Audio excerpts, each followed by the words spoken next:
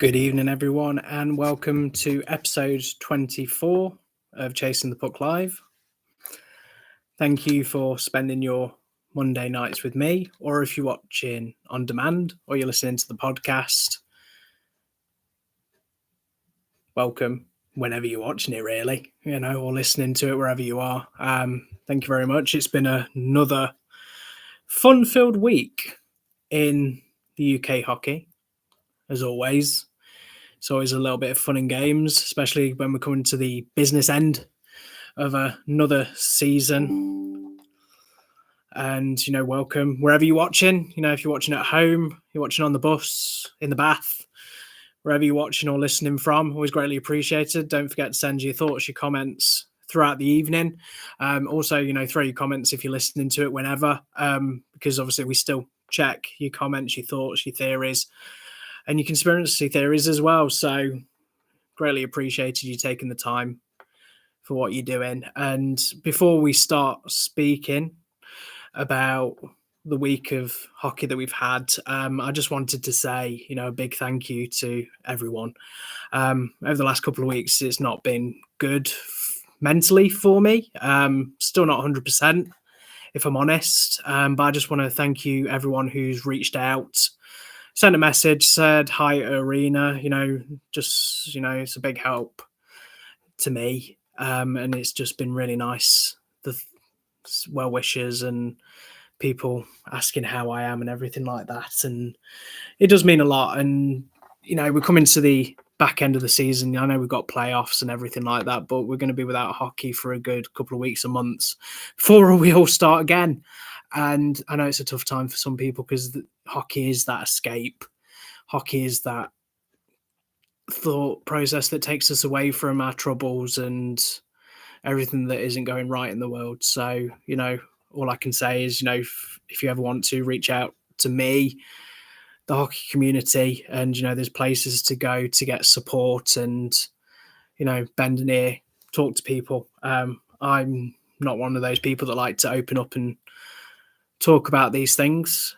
It's been not ideal for me in the past, but, I've got some really strong people with me in my family, and Karina as well, who's very kind and supportive with whatever decisions I make that helps my mental health. So I just wanted to start proceedings on with that because you've helped me the last couple of weeks with your messages and your well wishes. So thank you everyone who has done that to me, and it means a lot. So yeah, we'll obviously leave it at that bit for that one. But let's talk hockey. That's what you're here for. So I think normally we would start this where we're talking about the top echelons of the league table, but that's going to come. One fact that someone wanted me to discuss is a little bit out my comfort zone, really, because obviously when we talk on these shows and stuff like that, we say the UK hockey scene, and a lot of it kind of gravitates towards the elite league and what's happening in the ins and outs there. So I wanted to start really with something that happened over the weekend between Pitbulls and Hull Seahawks. So if you've not seen the footage, British Fights Hockey UK, have got some really great videos that have been sent in by fans, and also have got stuff on the stream as well. So if you do follow them on social media channels, check out the videos to see what we're talking about, really. But obviously it kind of descended into anarchy, and the game was abandoned. So there was a hit to Hewitt during the game, right near the final 10 minutes of the game. Hope he's okay, obviously, first and foremost. It was a really pretty bad hit if you've seen the video or anything like that. And then straight after, the puck goes up, and then there's a stick to the face. And then after that, just bedlam and pandemonium kind of settles through with the bench clearance, fighting. It's a really tough one to see, watching it with so many in a melee going through, and the videos kind of do it justice there. The aftermath of the games, really, for Bristol and Hull as well, with the numbers of bodies that have been banned and been in that process. So for me, the questions I was having, what's your thoughts on it? And these moments that you kind of see and happen, you don't really want to see anyone get hurt. You don't want to see anything. And refereeing the game, taking the law into your own hands and everything like that, is that there are certain circumstances that happen during a game, and we've seen it where it kind of just descends into a level of a bit of fighting and a bit of circumstance around. But the fact that the game has had to be abandoned is not an ideal picture, really, for the sport and the way that you want games to go. And when a teammate gets hurt or anything like that, you stand up for your teammates. And, that's not me condoning the actions that happened, but for that to kind of descend and the officials to make the decision that they had to abandon the game and, all the ins and outs, we've seen comments from both sides of the coin through the league. And, some have been quite bad, really, thinking about it. Hewitt is a player that, played for Steelers, played for Steel Dogs, and has that memories that for certain fans and everything like that for the actions that he's done on the ice. But, for me, you never want to see a player get hurt playing the game that they love. And to hear and see comments that we did see isn't great, and, when you look at stuff like this and, Dops was very busy, you've got to give them credit that they kind of quickly came out with their bans and explains and situations as well. And this is obviously the back end of the season of having people out of the building, being banned for something like that, for being part of the melee and the bench clearances as well. As a fan, we always talk about, certain moments and time that happens during the games and everything like that. So you look at it and you think it's a tough one, really. We want to talk about the positives in the sport, of how the sport's growing and how the good moments that are there and, moment of skill and who's going to win what and everything like that. And it kind of measures in to have conversations like that. It's a little bit troublesome, really, pockets in time with stuff that happens like this. It's not week in, week out. But to look at it, and, it was a good 10-minute video that I watched this afternoon just to kind of have a look at it again.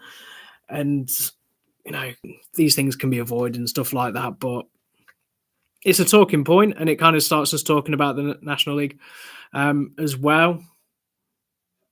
And you kind of look at it and you think, okay, they're hitting their playoff stride now with the playoff groups and everything like that. They want to be fully immersed in that and talking about the positives of getting to Coventry in a couple of weeks' time. And, moments that we've really been talking about, if you think about the past week, that's kind of reared its head at the weekend. But also last week, if you've not seen already, and seen the videos and the comments and everything that's kind of been pushed on social media, that Matt Kruth got suspended by the Devils for his part of the game between the Nottingham Panthers on Wednesday last week. So video was posted on social media. Comments were done. People sent us videos of talking about what was being chanted throughout the game and the level. It was a really weird game. It was one of those ones that you kind of have that regret of not going to. I live in Nottingham, I could have gone, but I wasn't in the mental headspace to go to that particular game, if I'm honest. But, credit to people who sent me the videos for the evening is how it transpired. And that was another game where I don't know what was in the water in Nottingham on that night, but just both teams, they had a lot of needle that was happening through. That happened, really. There's a group coming together in the first period, kind of leads into the second. Kruth goes after Matthew Waugh. No, Hugo Waugh. Why am I saying Matthew Waugh? That's a weird one. I was thinking of guys with beards. That's a bit of a weird one to be having a conversation on a Monday afternoon. But yeah, Hugo Waugh tries to go for him, tries to start a fight. People kind of pointing out, if he didn't have his penalties, that would have been the one to finally take those penalty minutes as well, by taking his first penalty minutes there. And then it just kind of descended. Really great performance. Everyone kind of says that Cardiff struggle in Nottingham. They can't amass those points and get a win in Nottingham, which is always a weird one. But it was a very comprehensive performance by the Panthers. You can only play what's in front of you. But, the worst thing about it is that it comes from a really strong home game for the Panthers, but it was not what we were talking about as the game ended. And this is the thing with the art of social media. I'm not going to knock it because obviously it's where I make my living, really, more than anything. And that's the court of thoughts and opinions, really. And, you kind of hit in the forefront. Of course, that happens in the same time something happens in Germany, something happens in Czechia, where people are sticking the middle finger up, adults sticking the middle finger up as well. Obviously, caveat that this is a young kid that we're talking about. And part of the parcel of the game, I know we talk that it's a family sport and we go through these kind of, sieve and booing people during a game and everything like that. Civ, clan fans love that chant as well. But this is the thing, it's professional sport. The accolades that they get for being a hero from the home team when they're at home, but obviously there is always a villain to the piece. And when you play a part in a game and circumstances arise, you just want to get out of Dodge as quickly as possible. Do you skate? Thank you, away fans that have made the trip on a Wednesday night to a trip to Nottingham. And obviously with the record they've got on the road and how they've been this latter part of the season, got to admire and credit the Devils fans that made the trip. Tonight, and obviously we'll cover the trip that they made on Sunday as well very shortly. But, that's the thing. Panthers are still in the game for this title race. And the only thing that kind of really came out of that game was what happened with a collective individuals more than anything.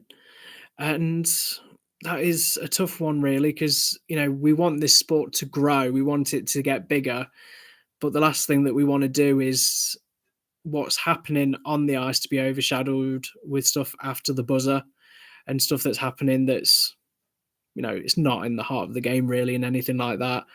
And, got to credit the Devils for making the decision they did and coming out and saying something, really, because it was kind of the echo chamber was created, not just from Devils fans and Panthers fans, other fans within teams were saying their piece and trying to fully understand the situation. Of course, the footage was there, it was posted, it was deleted. And that's where it creates an echo chamber. A lot of people wanted to know exactly what had transpired, what happened, trying to obviously say, there was a mixture, people trying to justify the circumstances around what was done. There's, it's Nottingham, so, 5,000-6,000 maybe on a weeknight as well, of a lot of fans that are all collectively saying it. I mean, someone sent us a video, Shaz sent us a video of Paws shouting towards Carruth. This is the thing for a netminder at this moment in time. There is a lot of 5-pass posts that come through, but also on the other side of the coin is that when there's a damn good performance, we're talking this season of a set of netminders that are just the accolades that they're getting and their recognition for performances, in Nottingham, in Sheffield, are just going there. And of course, Belfast with Jackson Whistle, McCollum coming in and his performances the last couple of weeks. And that's all three sides of the coin. There is some very good netminders that are in this season this year, which is great for Netminder of the Month nominations because it keeps me busy between a select few that kind of get that accolade over the last couple of months as well. So it's been a weird one the last couple of days where it just seems that this is what happens at this last part of the season. There's a lot to play for and there's a lot riding on what needs to be done and what teams want to achieve. And this is not just the top end of the table. This is teams in and around the bottom trying to get those performances. And it would only be remiss of me to obviously credit the Manchester Storm. This is a weekend really where they went to Sheffield and they had to put everything on the line. This is the business end of the season. Of course, beforehand there is, you still want to get a collection of points and make sure that they're in that playoff quarterfinal bracket. But now is the time anything that happens between now and then, they are trying to catch the Stars and try and get that last place. So everything, they have to go all or nothing. And going against the Steelers team on Saturday, they took the lead in controversial fashion.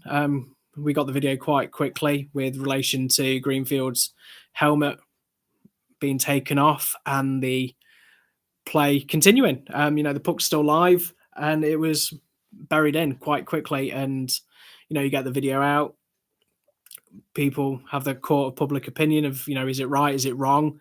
And, I've got to credit the people that were very quick in getting the rule book out and looking through the rule book for Helmet Gate and thinking, okay, this is the reason the refs have done it. And this is the thing, from an official's point of view, the letter of the law was followed. This is the thing sometimes where, it would be really good if they had the refs mic'd up, just understand the understanding of why they came to that decision. But, we don't want another world of VAR where we're waiting 5-10 minutes, trying to get an answer, trying to get an explanation. And I can see both sides of it, really. The rules say that it's there, but it's open to interpretation of the officials.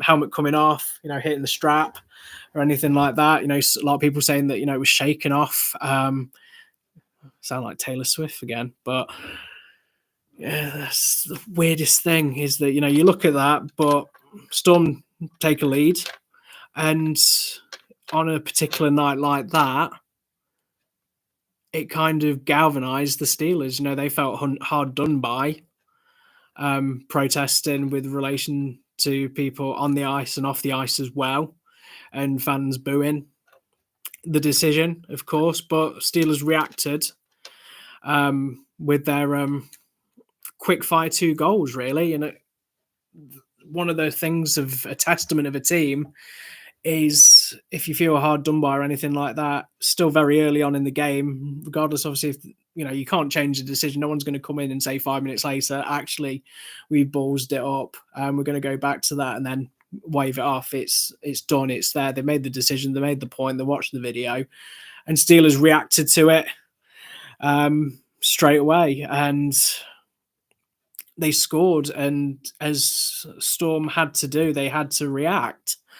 And it created more space, it created more opportunity, and Steelers got the other 2 goals and then just could kind of walk it home for the rest of the day for 2 points. And then they take a bit, for a very short time, take the top of the league placings at the top of the table. And social media was awash with Steelers fans posting the league table cropped version to say that you can only like this if your team's top of the league.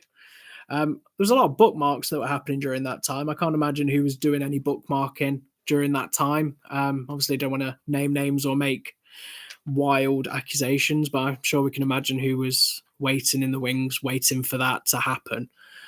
So Storm, come away with no points on the Saturday, and then they go home on a Sunday to Altrincham against Cardiff.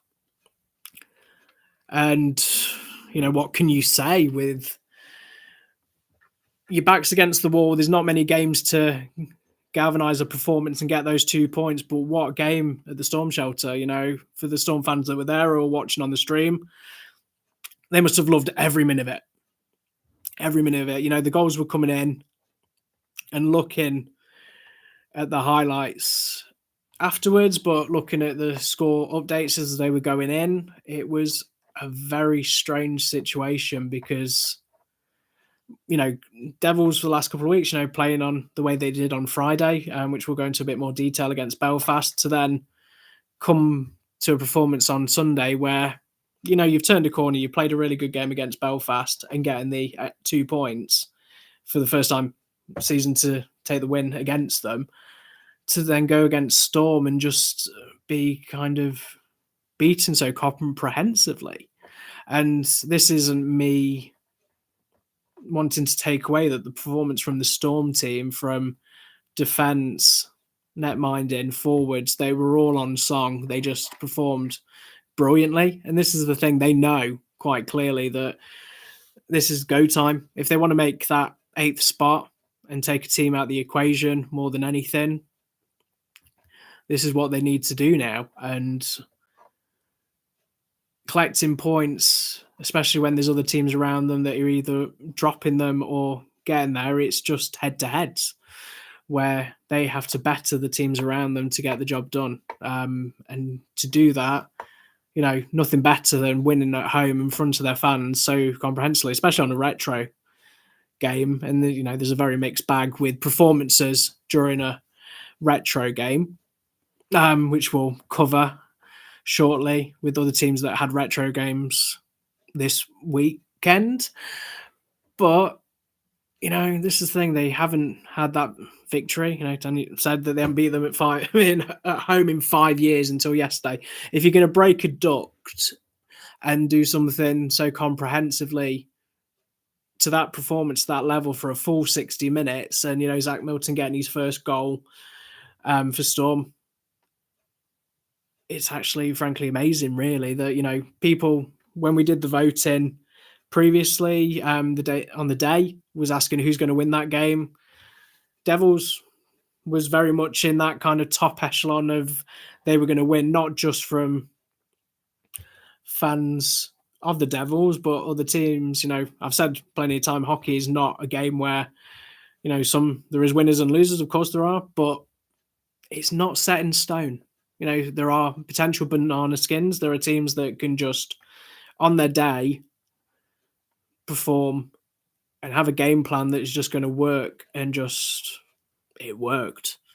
It's a lot of tough going, for a team that did so well the previous season to where they are now. I think their fans were expecting them to be a little bit higher up, of course. Every team fan base expects that. And, if they can make it, it's going to be the expense of another team, unfortunately. But they're fighting all the way to the end. But they're going to be playing games now where, they're playing Nottingham on Wednesday. That they've got to go for it now. There's no second chances with relations to it, because as soon as you slip up or momentum kind of shifts there, you're kind of in trouble, and you want everything to play for, especially with the last couple of weeks of the seasons to go, and no one wants to be on a plane too early. They want to get to that quarterfinal place. It's good financially, but also take a crack at it and get into a performance, get into a position to make Nottingham playoff weekend. They want to be there. They want to be in front of their fans. They want to be part of that event. They came very close to it in the previous years, and they want to do it. So they've got a big opportunity and a big chance to do it as well. But time will tell. I'll tell you in a couple of weeks when we finally see the final positionings, because the league has posted who would be playing who if playoffs started today. I'm sure some fans are relishing the brackets and some are probably dreading it, which kind of leads me into, there was a game on Friday, but before we go to that, I think one final piece on the Storm versus Devils game is probably Pete Russell's post-match interview.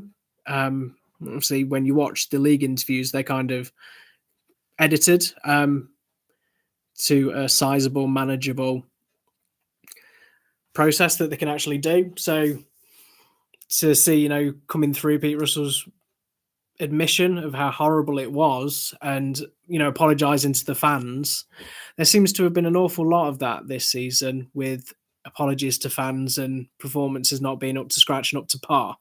Of course, the extended interviews are on YouTube as well. And obviously hearing the kind of pushback that Pete Russell did to the interviewer when they're asking, silly questions, get silly answers, as Gordon Strachan used to say. And it's a very tough one.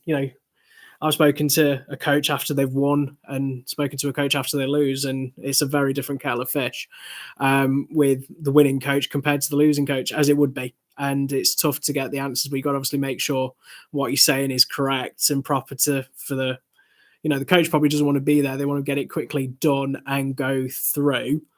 And then get on the coach as quickly as they possibly can. It's not ideal, but the fan base last night and today have been vocal in their thoughts of certain players and coaches with ever since winning the Continental Cup and the contract extension, everything like that. Cardiff are mathematically, it's not possible for them to win the league now. It's gone from a 4-horse race to a 3-horse race now. And, people have got to look at it with them getting to the playoffs, who they would face in that particular equation on night one, if they can get the victory and then get into finals. But there's no absolutes at this moment in time of what form Devils go into. Every game now is a game 7 kind of mentality. They want to get the momentum to get through the playoffs now. They have a say as well in that title race. They've done it with Belfast. They do play Steelers again in the last end of the league season. So they still have a part to play in all this, and they'll want to make sure that their form is in top place, top notch, really, because if it stays the way it is currently, they'll be playing Coventry, whose form has been there for most of the part of the season, really. And for them to do that, they'll want to make sure that they'll take as everything that they possibly can. Because if they don't, they miss out on playoff weekends, and it'll just be that, you can take the plaudits or you can for the Continental Cup, the only team other than the Nottingham Panthers to win Continental Cup. Yes, I'm still illegally obliged to say it, so obviously before anyone starts that they were the first ones to do it, but yeah. And, looking at it through there, they've got to make sure that the forward momentum is physically there for them to do what they possibly can. And, last piece on Storm, taking on Steelers, a resurgent Steelers that are going all the way to try and make sure that they lift the trophy back end of the season. But for Storm, to bounce back the way they did, especially with the results that happened for the Stars, that's the thing that they've got to do now. They've got to make sure that they're picking the points and make sure others around them aren't picking those points up. Because, of course, that's where they want to be and what they need it to do to get the points that they need to make it into the weekend. So, of course, is really great credit for them. Storm have done what they needed to do, and they go through another week now. Very big, tough test on Wednesday against the Panthers. If they can get something from there, that kind of throws it in. But of course, Panthers are still fighting for a title, and they want to make sure that they're picking the points the best that they possibly can. But Storm have a decent record in Nottingham. They'll go all in and try and get what they do. And now, obviously, Milton can probably go on a scoring streak now. He's got that. Really well done, and credit to him. But, 6-0 against Cardiff, nothing to be poo-pooed at. And the form that they need to do now is every game is a cup final for them. So credit to them, see what they do. And obviously we can see in the next couple of weeks or so where they finish up and end up in our end of season review. So next team really having a look at is Friday night at Bray Head. So I was out for a meal Friday. And yeah, of course, that means I'm on my phone having a quick look, get the notification that the game has started. Very quick. Game's on. Let's see what's occurring.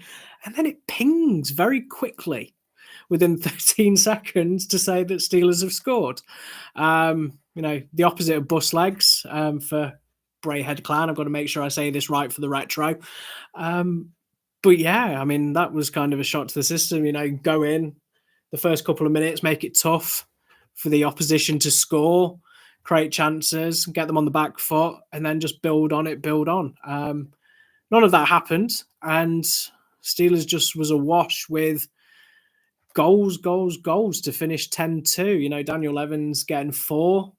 A nice little spread on the scorers there, but for Clan, they've took a really good step in the right directions the last couple of weeks. They've been dancing to country nights and having an all good laugh and a bit of fun, especially after the season previous, for them to take the step in the right direction. The fan base is content.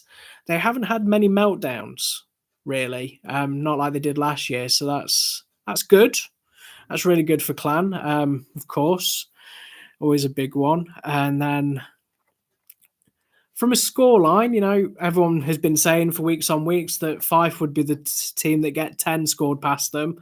And then it turns out to be Clan. And, watching the extended highlights, I'm saying they're extended highlights. It just was goal after goal after goal after goal after goal that came through. And, this is what's happened at the back end of the season. There's been other results as well. What Anthony's saying about Romford and Bristol finishing 15-18 is that back end of the season, there always seems to be a scoreline that feels like a third, fourth game at playoffs on a Sunday where everyone's been on a little bit of the bevies, where scores are just a little bit lopsided. I really respect Clan. I think they've recruited well. They've got some really top goaltending in Bo and Brine. That's an interesting way to say, Dupree as well. Mitchell Hurd is a character as well. Corey having his son there as well. There's a lot of talent in that Clan team this season. And, it's one of those that you take on the chin and you move on very, very quickly in circumstances like that. And, credits Clan, it came in the news that this weekend that they've qualified for the playoff quarterfinals, starting a weekend with that and then ending it on a respectful high of being able to say that they've got a quarterfinal, which, you look at last season, that they didn't get that opportunity. And, they're talking about themes for the playoffs. I'm partial to them having a Braveheart theme, but we'll see how that looks as that goes on. But that's the thing, Clan have had some really great performances. They did a number on the Giants the week before. Don't know. I just thought I'd say that. Hi Neil, how are you doing? But you look at it and you think that every team's going to have that in the locker. Steelers had it a couple of weeks ago against the Blaze, losing 6-0. There's going to be some ups and downs as the last couple of weeks of the season progresses. And to be fair, what would you rather do? Would you rather have that game now where you're just trying to jockey for positions, or would you, terrible as it might seem, but could you imagine the first leg of a quarterfinal playoff game and that was the game that you have a honker and a sonker, and then you just, second leg is just there. And then you've got to credit Clan. They've put some performances in this year. I do feel bad for anyone who won a shirt off the back for the retro game, to have it for that particular game and that memory of having a jersey of a team that got boom. But they've done really well, to beat Devils and then to beat Giants. And this is what I said, I said it a couple of weeks ago, is that all these teams jockeying for positions at the top, there is teams that have a say in this league. With a 10-team league,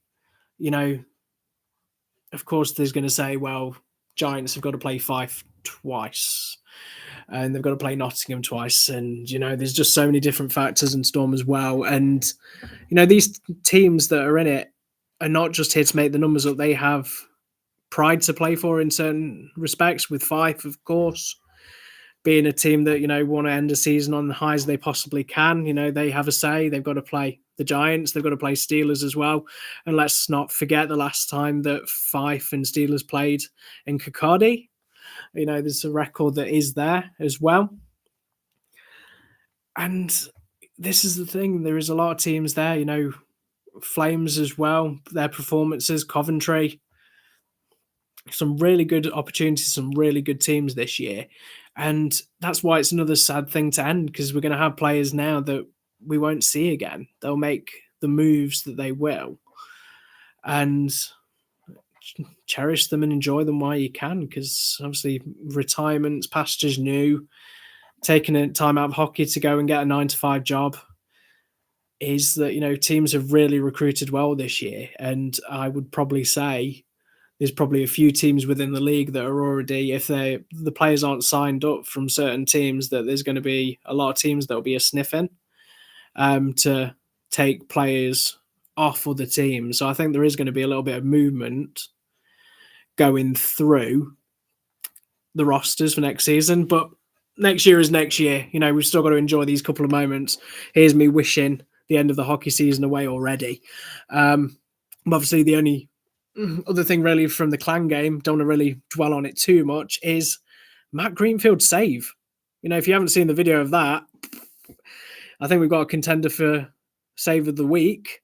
And, Robert Dowd had the best view in the house, really. Obviously, I got the video of Greenfield's save and then didn't realise at the end that Dowd was having a nice nap in the net. Obviously, another video that I thought of during that time of, I'm taking a nap. But yeah, credit where credit's due. He had a bird's eye view. Greenfield saved him from the puck, hitting him on the way of the net. Really great save. And this is the thing, everyone's talking about how good Greenfield is, how good Grande is. We're very rare to have 4 or 5 really good netminders this year. They've really done immensely well with bringing those people in. And, Greenfield, again, you look at the scoreline where it is, but, you've always got to be switched on and dialed in to make a save like that. Of course, he gets beaten there, and then they bring in to flip over the last part of the game to see it out.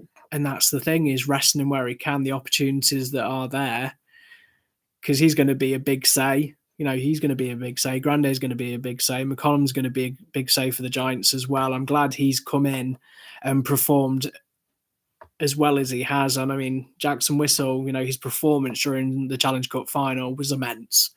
To see that live, if you've seen the highlights or anything like that, he played out of his skin, standing on his head. And McCollum to come in the way he has and just fit in seamlessly and playing as well as he has is good to see.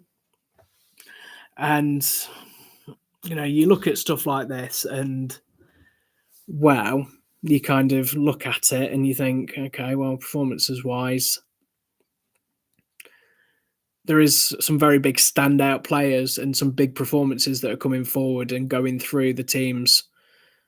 Even in this back end of the season, it's going to be really tough when we do Players of the Year that we're going to be doing. So, but the best thing is you guys vote for it. So I just have to tally the votes in. You guys get to argue amongst yourself who's the best netminder, who's the best defenseman, the best forward, and everything like that. And I was going to do it anyway, but obviously on social media today, the mascots have already started planning what they want to do for playoffs to do mascot of the year. I think we've kind of decided that we're going to do a dance off. We're going to do a top 4 mascots, and then they're all going to do a dance off to see who wins and gets the vote. So, I mean, weirdly, it was Lightning Jack who suggested it. So,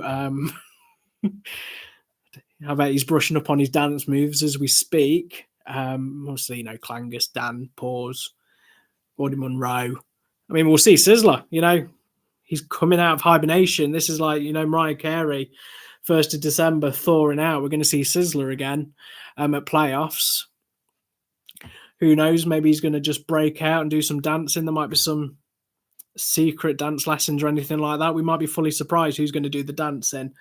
But what we're going to do on social media, I probably think in the next week or so, is I'm going to ask what end of the year awards looks like. And, if you've got any suggestions or anything like that you wanted to bring to the table, last year we did best hair, best beard, best jersey design of the season. It's, everyone's going to do, player of the year and manager of the year and everything like that, coaches and all that stuff. And, let's make it a little bit more with the original content or anything like that, where we can just throw in different accolades and everything like that. And, these awards are a bit of fun. I know that teams do their end of years award, and, the league do their own end of year awards as well. They have some really shiny trophies or anything like that. Maybe this week I'll do some arts and crafts and make some paper mache trophies. Not sure if I can get them past security during playoffs, but maybe get some awards or anything like that made up or anything, or special badges for players and people to wear if they'll wear them. I'll try my best. But yeah, it'd be really good if you guys can throw in some really good end of the year award nomination ideas and categories that we can kind of throw in, and also vote as well. It's always a big help and a big factor, you guys helping us, because that's the thing, I wouldn't be here without your help and support. So it's a two-way transaction. I'll post the things that you want me to post, but the ideas you send them, you bring them. It'd be really good because this summer's going to be a big one, really. Because I think I'm going to look for more writers again as well. That would be really good to get people more writing and more guest contributors that either post any videos or any articles. I think that's good because I want to build relationships with other podcasters, other YouTubers, other teams and players really to stand out. Because, one of the biggest feedbacks this year is maybe I've been at one particular rink more than others. Obviously, cannot name that particular rink or anything like that, but we do try and do the rink tours. It is a lot of managing it with time and work and everything like that. But things change where hopefully next season I'll be in a point where I can travel more and do certain things where the content can build and get bigger and better as the season progresses. I've got graphics made up. I've been practicing on different technologies and different posters and different fonts and everything like that. I'm becoming a whiz on this internet malarkey. But yeah, there's going to be a big transitional change with Chasing the Puck over the summer, where there's going to be a lot more different content and different interviews and different levels of what we want to do. And, that's not just the Elite League. I really want to concentrate on the National as well and all the other divisions within there, because we want to do it. We obviously want to make sure that we're doing right by everyone. Hopefully we'll have a breakthrough in the next couple of weeks with the merchandise situation. I need to obviously get in contact with the people that make the merchandise to see. So that sounds really like Breaking Bad. Who makes the merch? Sounds like very tough. But yeah, people love the jackets, people love the hoodies. I'm hoping I can make a special teal one or a special clan coloured or anything like that. I know there's an orange one somewhere that someone wears that wears it every week because they like wearing an orange Chasing the Puck logo, and it brings good fortune because the last time they wore it, Blaze won 6 now. But yeah, that there's a lot of stuff in the pipeline. There's a lot of things I'm just trying to do, and yeah, lilac, that's the colour. I couldn't actually think of the colour then. I really couldn't think of it. But yeah, that's the thing. There's a lot of things planned, and a lot of support that you guys do helps a lot with the things I'm willing to do and help. And I've always never asked. I could ask for lifts and everything like that to help and support, and people offer, and it's greatly appreciated. But it's a big summer for us. Next season's going to be really, really good, and what we've got planned, I think everyone's going to be really excited about. There's going to be more episodes, more videos, video editing and stuff like that, and hopefully we can get more writers. Obviously, if you're listening to this on anything and you're interested, drop me a message on DM. It'd be really good to speak to different people and have different camera angles. That's the thing, is if there's someone in Glasgow, if there's someone in Belfast, there's someone in Kirkcaldy, Bristol, Hull, Solway, wherever you are, we'd love to see it. We'd love to hear it. So, get in touch, get involved. The ideal world would be that Chasing the Puck is at every rink, every Friday and Saturday and Sunday. Cloning's banned, unfortunately, so I can't do it myself, but I'd really love, obviously, if people can help out. It'd be greatly appreciated.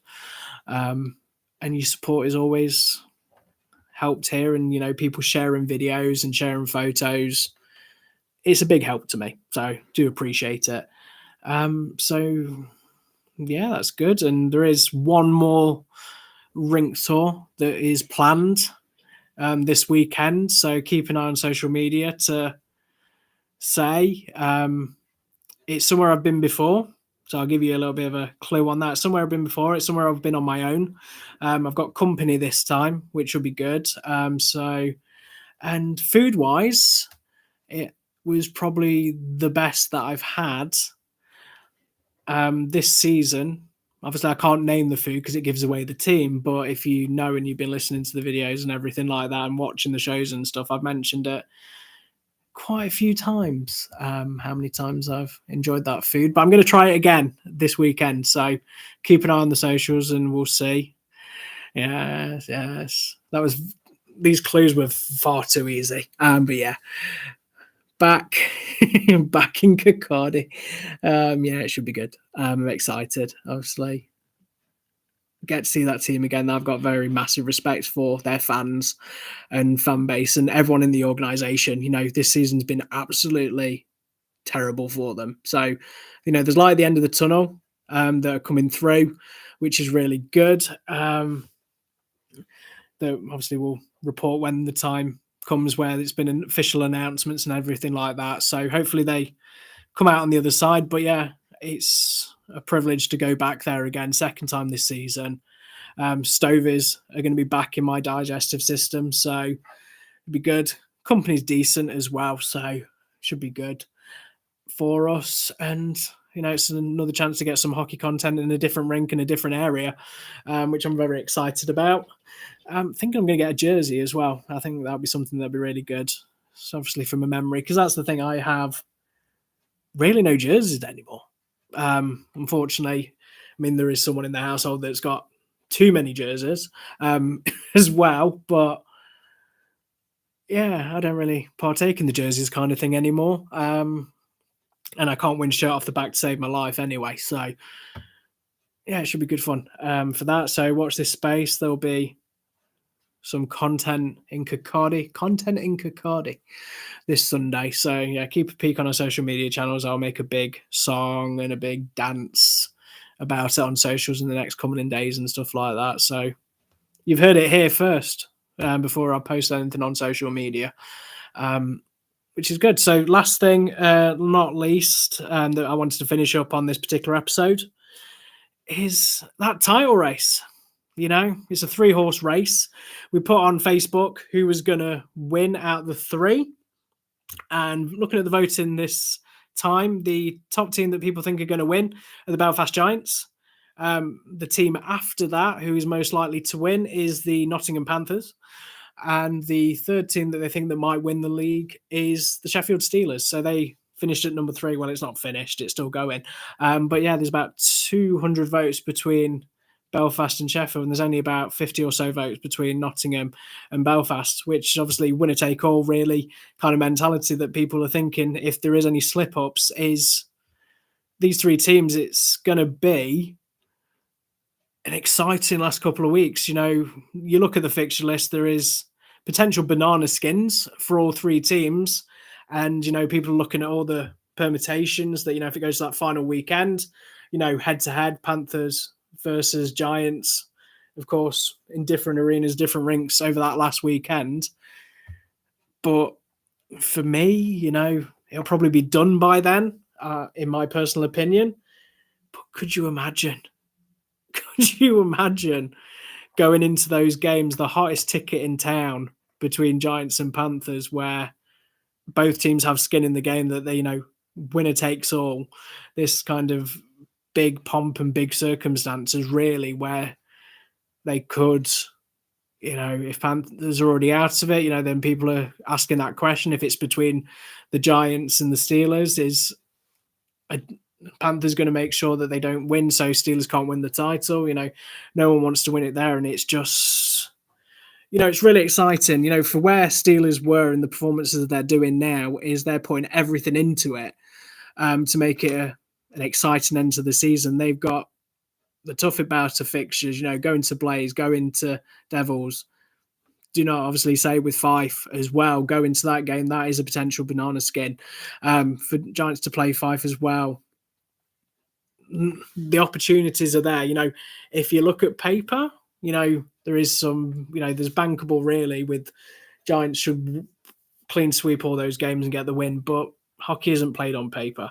Is all it takes is, a bad call in a bad area, performances dipping, or people not on song and just not performing to their abilities on the night, where anything can happen. And, you look at it, today is the 24th of March. So if you have seen, obviously, social media channels, so certain people have posted that this was the date that the Steelers won the trophy last year. People were in Sheffield, people were in India, wherever they were watching that team win the trophy last year. And this year just feels different. The closer to that it is, where it was Steelers fans were just waiting for that moment, just that points to tick over to get that win to pick up the trophy on home ice. The fact that we're coming into the back end 2 weeks until the end of the season, and there's 3 teams still, and take away this weekend, 4 teams in the equation to now it being 3. Will it dwindle down to 2? Will it be a 2-horse race? It's a countdown for the Giants that they just need to tick through what they need to do. They're in the driving seat again. Sunday they went back on top of the table. They've got that game in hand. They've got that cushion now where we're talking in the tense of present, where they know the job that they need to do. Their fan base knows what they need to do. Everyone is counting down, win, next game, win, and then it becomes mathematically impossible.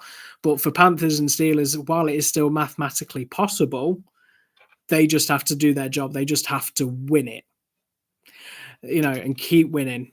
If they keep winning and they keep processing through what they're doing, then they're in a position that any slip up, this is the thing, if Steelers slip up, it falls into Giants' favour and Panthers' favour as well. If there's a slip up as well between the Giants or the Panthers, these teams need to be put it through, really. And, you've got to be in to win it.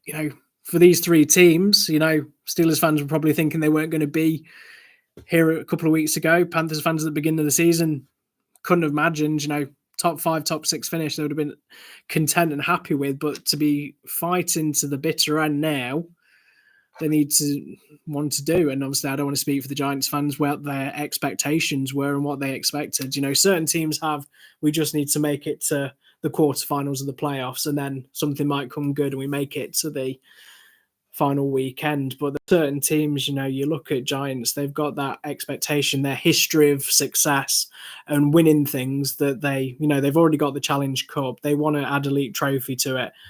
By sure, they want to make sure that they win the playoffs. They want that treble again as well. Steelers, of all the success that they had last year, unfortunate they didn't win the Challenge Cup or get to the final after slipping up against the Devils, but they sure want to win that trophy as well.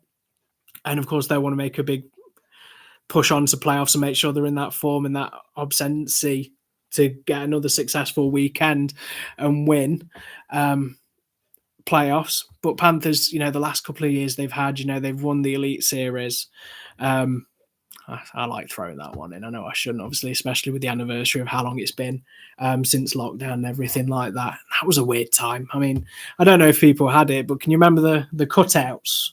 Watching that game, no noise or no anything, and just seeing people's cutouts that paid to put a face in the crowd during those games. I mean, I watched one of the games a couple of weeks ago, and it was a strange pocket in time watching hockey, but it was good to have hockey again.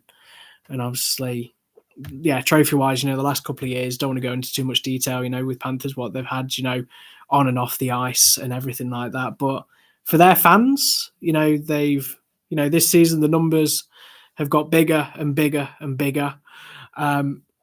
With attendances, you're seeing a lot more Panthers fans on social media again talking. It amazes me. People were asking for Danny Stewart out after a preseason game at Sheffield against the Steelers to now that are singing their praises. The expectation of getting people signed up for next season, because they've just built a team that have just got depth and strength, and there's not been much fighting with them this year in fisticuffs, but they've been a skillful team. Sam Herr coming back and the talent that he's had, people were questioning him coming back after all these years, but as captain again, he's galvanized it. They've got some really good strength. Even Otto being out, Ryan Bednard, that's the thing, picking up a really good netminder in Ryan Bednard, and then, Rock coming back in, and then picking up mid-season Jason Grande, lightning in a bottle, that is, striking twice, where you can find, finding one good netminder in a season is tough going, but to find 2 in the same season is quite amazing. And, some teams have recruited mid-season for netminders. Tendek is a good example of coming in with injuries and, some really great performances. And some people have recruited really well with Bo and Bryan coming in, good tandem, Sabor as well, Kupski. And that's the thing, is that you build yourself around a really good netminder. I mean, Steelers fans will know with Greenfield being injured for the couple of weeks that he was, it's such a big miss. You take something out of the equation of someone who can save as well as they can and get the points on the board and on the table, it makes or breaks the season. And these are three teams now that every game matters. And, hearing the noise from the fan bases on streams and being live at the game is that everyone is pushing their team for success. Of all the three teams, you're not hearing any negative rumblings. They're all pushing, so many permutations that I've seen the last couple of days of who can win here, what, when, why, when, and what that looks like. It's gearing up to be a finale that is on the edge of the seats. This is like Game of Thrones series 3 or 4, not series 7. We don't really talk about that one. But yeah, you kind of look at it, and this is obviously the crescendo now is hitting. And I want it to get to the last end of the season. I've got no skin in the game with whoever wins that trophy, regardless what people might say in certain fields. But yeah, I want every team to do as best as they possibly can. And, it's exciting. This drama backwards and forth social media between three sets of fan bases that, we've said it in this season, when we do the Player of the Month awards, Belfast has got a big social media footprint. Steelers have a big social media footprint. Panthers have a big social media footprint. So put those three together about who's going to win what and every game where, and this is the thing, I've always said, how many people are probably buying a Steelers stream hoping that they screw up, a Panthers stream hoping they drop the ball, who's watching a Giants stream buying it. Great. Obviously, you're purchasing a stream for another team in the hope that those teams are doing well. I mean, Clan probably had that on Friday. I mean, how many of the other fan bases probably tuned in and watched that game? And, it was probably they got the money's worth. Of course they did.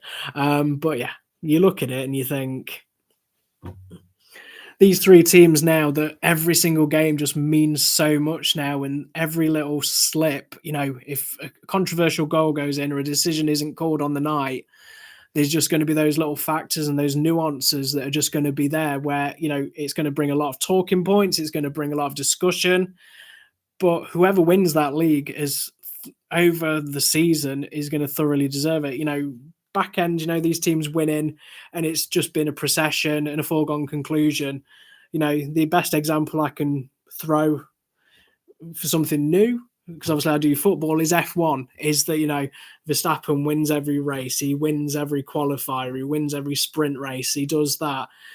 But when you've got 3 or 4 different cars that have the opportunity to win every single week, same with the hockey, is that it makes it exciting, for a neutral point of view, you get anyone but Panthers, anyone but Steelers, or FTG. Obviously, I don't want to say what that is, but, everyone's kind of in that mindset now, is that everyone's got, let it not be them.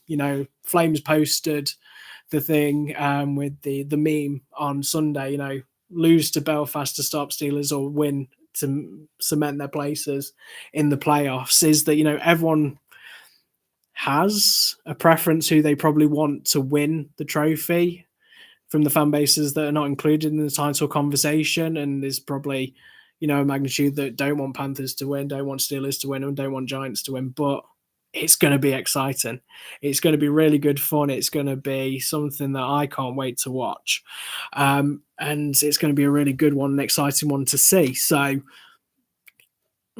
we'll be there. We'll make sure we're covering everything that we can. And, whoever wins, when that is officially announced and there's that situation, there'll be whatever episode it hits on a Monday. This one's going to be in there. That's going to be a situation where we're going to look at it and, I'll say congratulations to whoever that team may be.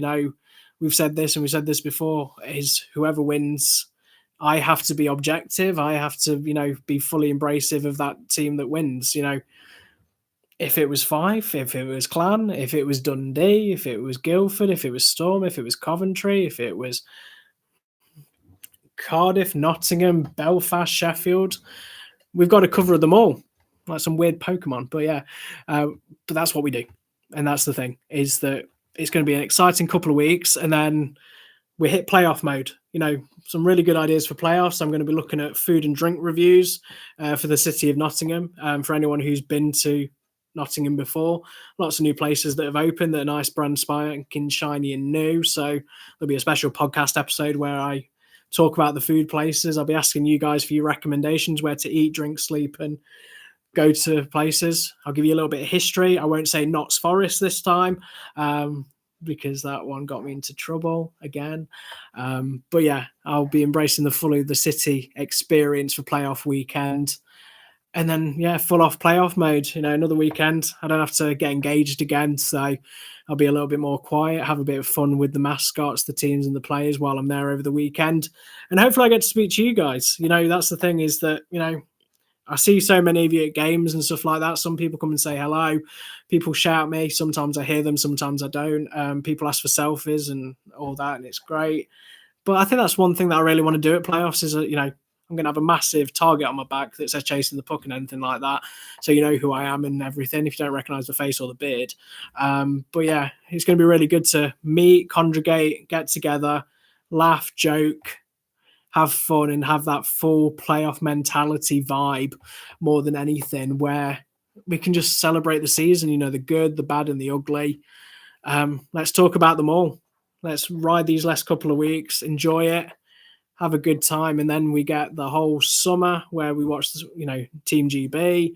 We ask who's coming back, who's leaving. We look at every little bit of nugget of information. We look at elite prospects. We look at fights on YouTube and whatever we can rustle up and everything like that.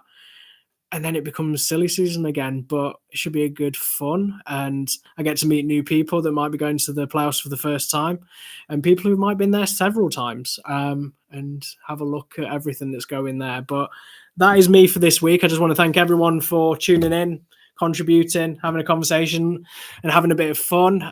If you're not already, give us a follow on our social media channels, subscribe on YouTube, and give us a like and a comment and review. It's always greatly appreciated, what you guys do. You don't have to, but you always do, and it means an absolute lot to me. So thank you very much, and hope you all enjoy your week. Hope your team has all the successes in the world, and if they don't, it's not my fault. But yeah, everyone have a good hockey week, and I'll see you all next Monday.